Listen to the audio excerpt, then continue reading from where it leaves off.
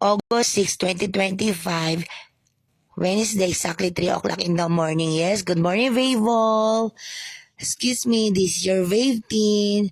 Eventually, I am very sorry with Monday and Tuesday. I am not keep on watching your Facebook Live with 97.1 FM radio station, Barangay Love Story Wanted Forever, and Good Night Philippines because my phone is slowly charging and faster lovat. Bavol, don't worry. Please don't trust everyone to destroy our relationship, and please keep on praying with God to bless our wedding coming soon because Babel is conservative type and jealous type.